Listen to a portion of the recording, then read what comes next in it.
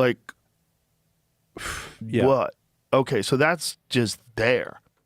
Joe Rogan has recorded more than 2,300 episodes of his podcast. He's interviewed presidents, physicists, fighters, comedians, conspiracy theorists, astronauts, and at least one billionaire trying to colonize Mars. By this point in his career, there is very little that should be able to catch him off guard. He's the guy who's heard it all, asked about it all, and usually has a follow-up question loaded before the guest even finishes their sentence. He built his entire show on the premise that no subject is too strange, too dark, or too niche to sit and talk through for hours at a time, and his audience has, by and large, come to expect that unshakable comfort from him no matter what walks through the studio door. That's what makes the handful of moments where Rogan simply stops talking so unusual. Not Rogan reacts, not Rogan laughs, actual silence, the kind where the most talkative man in podcasting just sits there, visibly working through what was said before he can even manage a follow-up.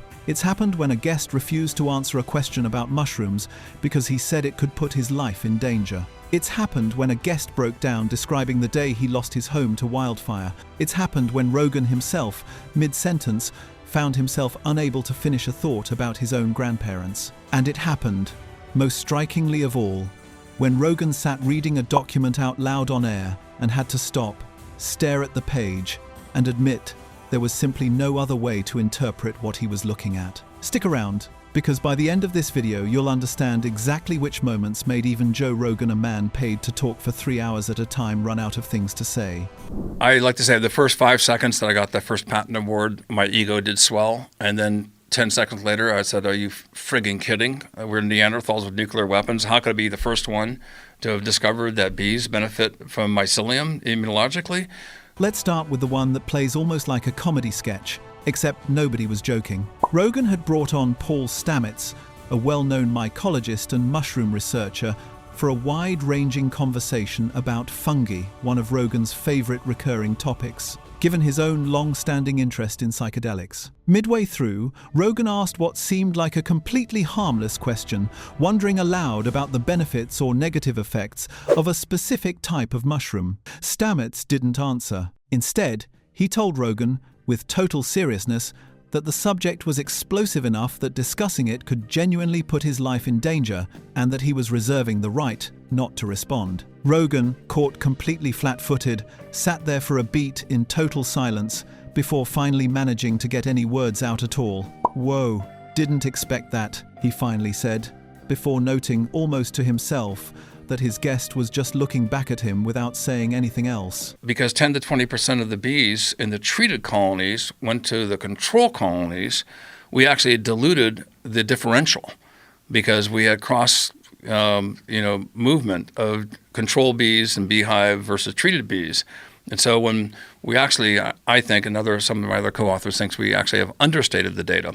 But Rogan chose to respectfully move on rather than push further, and the clip has circulated online ever since, fans endlessly debating what exactly Stamets could have meant. It's a small moment in the grand scheme of everything Rogan has covered on his show, but it's a perfect opening example of the pattern a man used to guiding every conversation. Suddenly, with nothing prepared to say. That kind of unscripted silence doesn't only happen when a guest says something cryptic. And I turned him down because he was close to the end of his life, and he was very religious, and I was concerned I would shake his reality tree so severely that he would question his entire life, because he was like the death of the salesman figure. Sometimes it happens because a guest says something painfully, plainly true, and there's simply no clever follow-up available. I would be surprised if my home is still there. Yeah, we were just talking about that. The Palisades is on fire. Yeah. My friend Tom Segura, his house is gone. Yeah. It was where he used to live. He sold it, luckily. Yeah, I have a Moved son. on He's in the sort of volunteer fire brigade, Milo. I call him the mayor of Malibu. And he's running around. And I asked him, how's things looking there, Milo? He says, not good, Pops. He says, your neighborhood. And he sent me a video of my neighborhood, and it's... In early 2025, as wildfires tore through parts of Los Angeles, Rogan's longtime friend and frequent guest Mel Gibson was in the middle of recording an episode with him in Austin, Texas, when word reached him that his own home of roughly 15 years back in California had burned down in the fires. The place is just on fire. Well, the whole state is just so poorly managed. It's so it's so frustrating and confusing. And then he gets on TV and pretends like everything's great. Mm-hmm. And California's the best. We have the best state. We have the most amazing economy. And like, you're out of your fucking mind, dude. You've ruined this state. Like, personally ruined it. Rather than cutting the conversation short, the two men kept talking, and Rogan found himself thinking back to a smaller wildfire years earlier that had come close to his own neighborhood, describing watching two of his neighbors standing in front of the rubble of their own homes, crying. He could barely get through the description without his voice catching, calling the memory simply horrible, unable to dress it up with anything more polished than that single flat word. It wasn't a dramatic breakdown. It was quieter than that. A normally quick-talking host suddenly struggling to find the next sentence, because for a moment there wasn't really anything clever left to say. And I went down to Reardon, of course, who shot it up with stem cells, and it was good for like 2 years, you know. You just got to keep going back. Yeah. Yeah. I didn't go back often enough. Gibson, for his part, later told a separate interviewer that losing the house had at least come with an odd kind of relief, joking that he'd been freed from the burden of his own belongings now, that they were all reduced to ash, the kind of gallows humor that only made Rogan's own quieter. More shaken reactions stand out even more by comparison. Notice the pattern climbing here already, a guest whose answer was so unexpected that Rogan simply had nothing prepared to respond with. A guest's real, ongoing tragedy that left Rogan groping for words of his own, rather than a scripted reaction. Each moment inches further away from a podcast moment, and closer to something that would have stopped anyone mid-sentence, host or not, famous or not. So I felt all the undulate. The first one was the worst, like the pressure and the skull crush and all that stuff. And then it releases, because then the undulation of the tire and the track.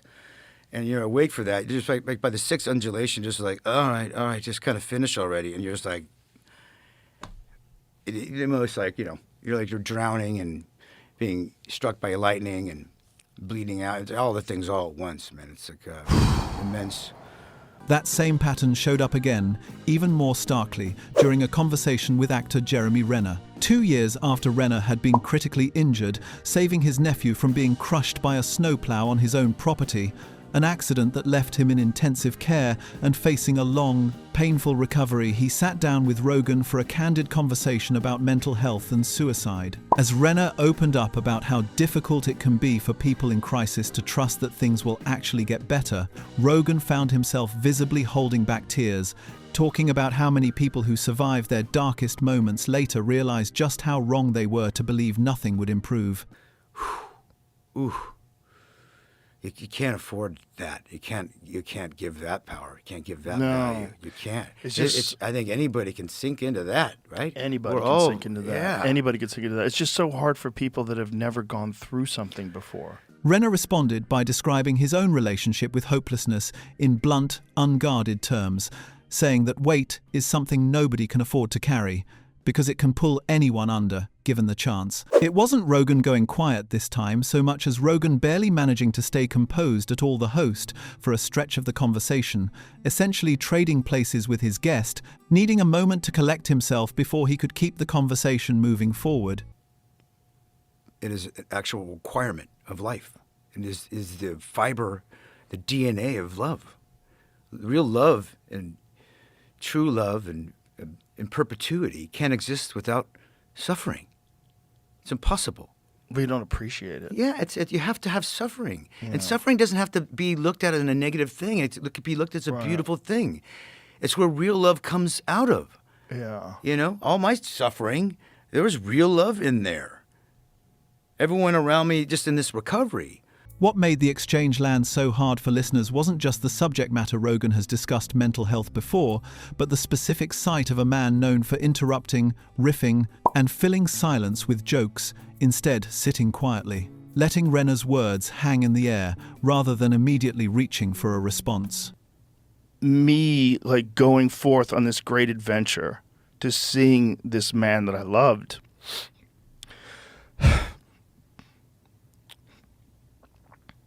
In just darkness. It was like his wife, my grandmother was bedridden, agony. It was depression. They lived in a very bad neighborhood. They lived in North 9th Street in Newark, New Jersey.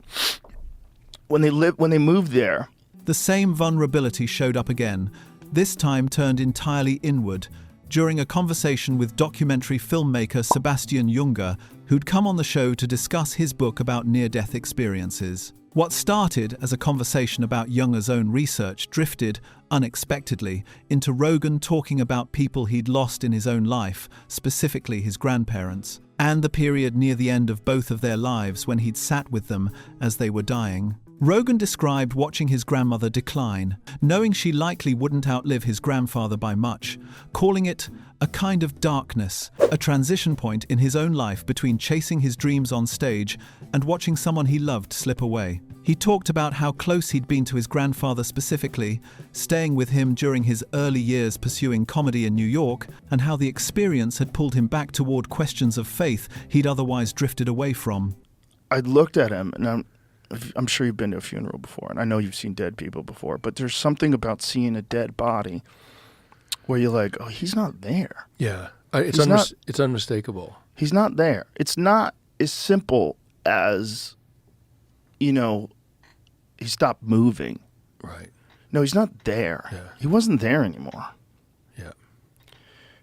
And I remember... He later said flatly that revisiting the memory on air had been agony. It's a strange thing to watch a professional talker, mid-broadcast, momentarily unable to find a smooth way through his own sentence, saved only by the fact that his guest gave him the space to get there in his own time. Unlike the Renner conversation, where Rogan was reacting to someone else's pain, this one had nowhere else to point. It was just Rogan, on his own show, discovering in real time that a subject he thought he'd already made peace with still had the power to stop him mid-thought. Here's where the escalation reaches its real peak, though not with grief, and not with Rogan's own memories, but with something red cold, live, off a page, in the middle of an entirely different conversation. Right. I mean, was he the demon? Yeah, but there's a lot of demons there. Did you see the email that I sent you, Jamie, where he's talking about children for sex? Do you remember, the email I sent you, Jamie? I sent it the other day. I'm like, well, that pretty much sums it up then, because he actually said it. Oh, yeah. Find that. I sent it to you in a text message. Okay. This one's crazy. During a segment discussing newly surfaced correspondence involving Jeffrey Epstein, Rogan read aloud from an email Epstein had reportedly written years earlier, describing what a woman had told him about a research project focused on a really bad guy who trafficked children to his private island before the email's own author identified himself as that person. I've heard so he's having a conversation with a woman who says that she heard that there's a place. Here it is. She's very emotional, kind, loving, sharp. I think you could become friends too. So here it says, a friend, Eliza, told me about a project she's doing researching a really bad guy that gets children for sex sent to his island. She almost fainted when I told her that person is me. Wow. Rogan stopped. He stared at what he'd just read, visibly working to process it in real time, before finally saying there was genuinely no other way to interpret the words in front of him. It wasn't a joke landing wrong, or a guest being cryptic about mushrooms. It was a professional interviewer, mid-broadcast, confronted with something so directly, plainly horrifying that his usual instinct to fill dead air with commentary simply didn't kick in. For a few seconds, all 3 million or so people listening live got to watch Joe Rogan run out of anything to say at all. Yeah. What? Okay, so that's just there. There's no way to interpret that any other way. That person is me. That person is me. I'm Children for sex sent to his island. That person is me. Holy shit. So, that one is fucking crazy. That's 2018. What made that particular clip travel so far beyond Rogan's usual audience wasn't just the content of the email itself, but the visible gap between how Rogan normally handles disturbing information and how he handled this. Rogan has built an entire career around discussing difficult, dark, and controversial subjects without flinching: war, addiction, violence, conspiracy, the worst of human behavior across every field imaginable. He's the kind of host who usually has an opinion ready within seconds of a topic coming up, however grim. The Epstein email broke that pattern completely. There was no immediate opinion, no theory, no attempt to contextualize it within some larger point he was building toward. Just a pause, a reread, and an admission that the words on the page simply didn't leave room for another interpretation. Clips of the moment spread rapidly across social media in the days that followed, with viewers specifically pointing out how unusual it was to see Rogan, someone who talks for a living, often over his guests, often, without waiting for a natural pause, simply run out of things to add. Here's the thing that connects every single one of these moments, from a mushroom question, to a wildfire, to a decades-old memory of his grandparents, to a document he could barely finish reading out loud. Rogan doesn't fake his reactions, and he doesn't manage them the way most professional broadcasters are trained to. Most interviewers, especially ones with as many hours of practice as Rogan has by now, learn to keep a neutral, camera-ready face, no matter what a guest says, nodding along, tossing out a quick wow or "that's crazy," and steering the conversation back onto rails within a sentence or two. Rogan visibly doesn't do that. When something actually lands, whether it's confusing, devastating, or simply too strange to have a ready response for, he lets the silence sit there exactly as long as it needs to, even if that means dead air on a show built almost entirely around him having something to say. There's an irony to it too. A podcast that regularly runs 3 or 4 hours long, built almost entirely on Rogan's willingness to keep talking about literally anything, occasionally produces its most memorable moments in the handful of seconds where he stops talking altogether. It's worth sitting with how differently this could have gone, given how much of Rogan's entire career depends on sounding confident and quick on his feet. A more image-conscious host could have smoothed over the Stamets moment with a joke and moved on without ever admitting he'd been caught off guard. A more guarded interviewer could have kept a poker face through Renner's conversation about suicide rather than visibly needing a second to collect himself on camera. A more careful broadcaster might have paraphrased the Epstein email rather than reading it verbatim and then sitting there, on the record, admitting he didn't know what else to say about it. None of that happened. Every single time, Rogan let the moment be exactly as unscripted and uncomfortable as it actually was, rather than performing his way smoothly past it. It's a choice that's occasionally cost him clips of him crying, or stumbling over his words, or admitting he has nothing to add get mocked just as often as they get praised, dissected by critics who see them as evidence of an unserious or overly emotional host. Rogan, for his part, has never seemed particularly bothered by that criticism, continuing to react the same unguarded way episode after episode, regardless of how any individual clip gets received once it's clipped out of context. That's the real reason these particular clips get clipped, reposted, and rewatched years after they originally aired, far more than most of his 3-hour episodes ever do. It's not because Rogan is usually boring, and it's not because silence is inherently more interesting than talking. It's because in a media landscape absolutely full of hosts who've been media trained into permanent, unshakable composure, watching someone with that much practice still occasionally run headlong into something he simply wasn't ready for is rare enough to feel almost startling. A lot of interviewers are excellent at looking unbothered no matter what a guest says. Very few are willing to let millions of listeners actually watch them catch up to a moment in real time, confusion, or grief, or disbelief and all. It's worth remembering, too, that these moments aren't evenly distributed across some calculated schedule.